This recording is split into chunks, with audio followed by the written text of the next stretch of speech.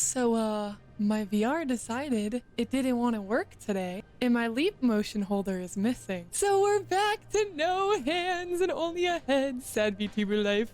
I'm just kidding. Everything is fine. Everything is fine.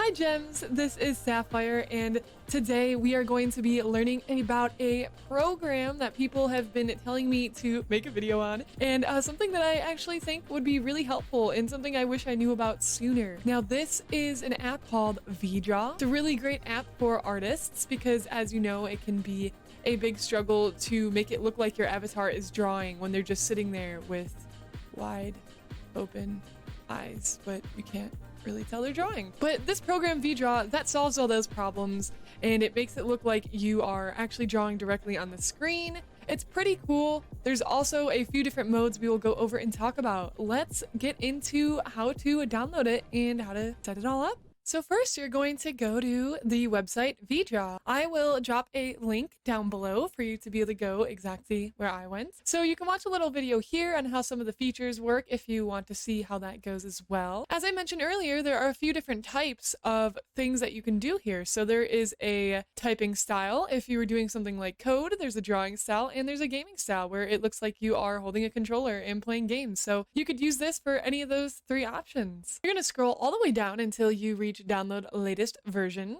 and we're going to do the trial. There is a paid version. When you're in the app, it shows these doled out boxes, which I'm assuming means if you have the paid version, that's the only way you can actually use those things. You don't need the paid version, but you will see, and I will explain some of those things once we get over there. So go ahead and click trial version. It's going to bring you to Booth. Scroll down and you're going to click free download. This is the latest version. You can get earlier versions here if you wanted to for any reason. We're going to click free download, the 202 megabytes one. And once you do that, it should download down here. And then I'm going to click my arrow and click show in folder. And it should come up in my downloads here. And then you will right click and extract it to the folder. And this is where my folder is. And once you get it open, there's going to be an application that you're going to double click on to open and run it. Once VDraw loads open, you're going to get a little attention thing. It's basically just telling you if you got personal information on your desktop, make sure you hide that because this displays directly to your, first of all, your first or main monitor. And you'll be able to change the monitor if you have multiple monitors. But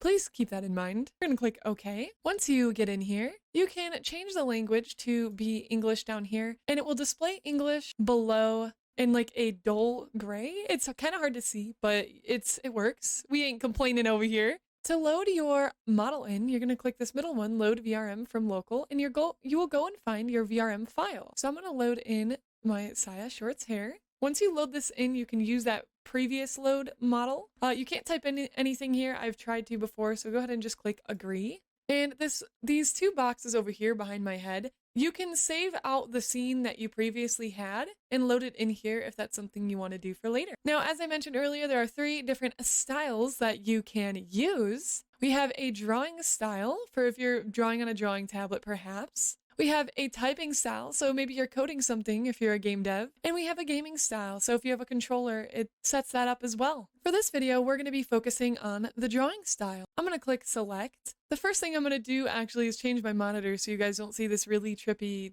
thing over here. So there is a sidebar over here that you don't see unless you move your mouse over there. It took me a while to figure that out. So there's a few different options over here. You can calibrate for one, but what we're going to do first is make sure we have our select monitor, our monitor that we want to use selected. So I'm going to go to settings, go up here to monitor, and I'm going to choose desktop 2, which is my drawing tablet desktop. It looks like you can also select specific windows, so it's not limited to your display. So if I wanted to broadcast 3-teen, for example, we can have 3-teen up there.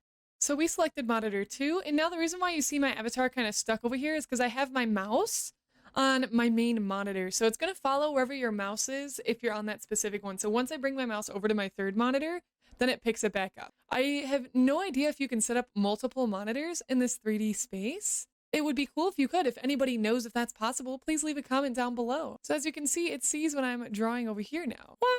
So as you can see, this would be super duper fun and helpful for artists who are drawing if they want to sort of display where they're drawing or what the movement looks like, because you kind of lose that when you're a VTuber. So I'm going to also show you how to turn on face tracking. We're going to go over here to the little emoji and the camera and select camera device, whichever camera you have. I'll drop a link down below for the camera that I use for my VTuber.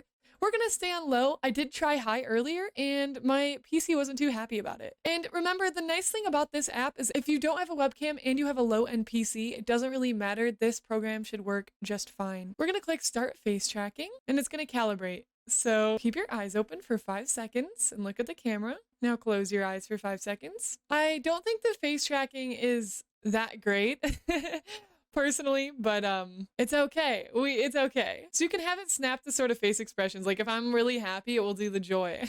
There's a bunch of different settings and such in here. If you guys would like a full tutorial, a full length tutorial on this program, please drop a comment down below. I'd love to. This is sort of just showcasing a quick setup and what everything looks like. So now we have our camera working and we have our movement working over here. Now, let me show you how to set it up in StreamLabs and then we will be good to go. Remember how I was talking about the downside with the VDraw trial version? You get this big logo right here, which is kind of frustrating. It be what it be. So in your scenes, I'm using StreamLabs OBS. You can do a plus new source and go to window capture, add source, add a new source, and I'll just call this VDraw, and I'll drop Streamlabs down below if you don't have this program. I also have a really not fully decked out tutorial series, but if you want to learn maybe a few things, I'll drop a card above for the first episode to the tutorial for Streamlabs if you don't know how to get that all set up. I'm going to choose capture mode, my graphics card right here.